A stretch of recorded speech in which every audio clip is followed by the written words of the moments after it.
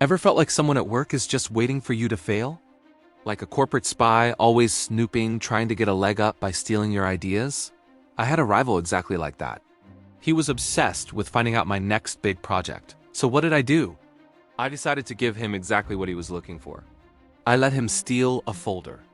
A big, important-looking folder labeled confidential. Inside, not my brilliant new project, but a detailed blueprint for a massive legal disaster. Every page was a carefully crafted trap, designed to look like a genius idea but riddled with fatal flaws. I knew his ego. He'd be so thrilled to have outsmarted me that he wouldn't even think to question it. He'd see my secret plan and think he'd hit the jackpot. This is what I call the poison folder technique. It's a masterclass in psychological warfare for the workplace. The key isn't just creating a bad plan. It's creating a plan that looks incredibly tempting to your specific rival.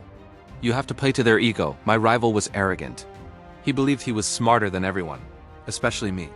So the fake plan had to be complex and ambitious. Something he'd be proud to present as his own discovery. He wouldn't just think he'd stolen my idea. He'd believe he was about to expose my incompetence and take all the credit.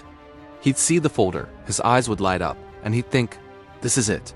This is how I finally beat him. The next step is the career-ending pitch. This is where the magic happens. My rival, bursting with confidence, took that poisoned folder straight to his bosses. He probably walked into that boardroom like he'd just won the lottery. He presented my failure as his greatest discovery. He'd point out all the brilliant strategies, maybe even adding his own little flourishes to make it seem like he'd improved upon it. He would be so focused on selling the sizzle, he wouldn't realize he was serving his superiors a plate of pure poison.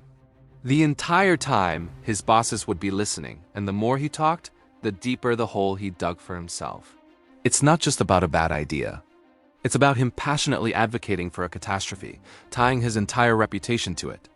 This brings us to the core principle. Why letting them win is often the first step to making them lose, and lose big. In any competition, people expect resistance. They expect you to guard your secrets, to fight back.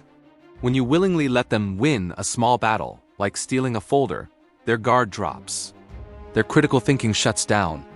They're so blinded by the thrill of victory that they don't examine their prize. They think they've won the sprint, not realizing they've just voluntarily entered a marathon with no finish line. By feeding their ego and giving them a false sense of superiority, you're not just setting a trap. You're handing them the shovel and letting them dig their own professional grave. So, when my rival made his grand presentation, the fallout was spectacular. The legal and financial holes in the plan were so obvious to any senior executive with a bit of experience. They didn't see a brilliant, stolen idea. They saw a reckless, poorly vetted proposal being championed by someone who clearly hadn't done his homework. He wasn't seen as a cunning operative. He was seen as a fool. His credibility was shattered. He had pitched his own demise, and I never had to say a word. The most powerful move you can make is to orchestrate a situation where your opponent defeats themselves. Let them think they're one step ahead, when in reality, you're watching them walk right off a cliff you showed them. It's a quiet, devastating victory. The art of the leak isn't about spreading rumors. It's about crafting a truth that only your enemy is desperate enough to believe. Think about it. This strategy is used in history, in business, in politics. It's about understanding your opponent's psychology so well that you can predict their actions. You use their own ambition, their own greed, and their own ego against them. It's not about being malicious. It's about strategic defense. When someone is actively trying to undermine you, sometimes the best defense is a very, very clever offense. You don't stoop to their level. Instead, you build a brand new level just for them, and then you watch as they climb it thinking they're on their way to the top. The real art is in making them believe the whole thing was their idea.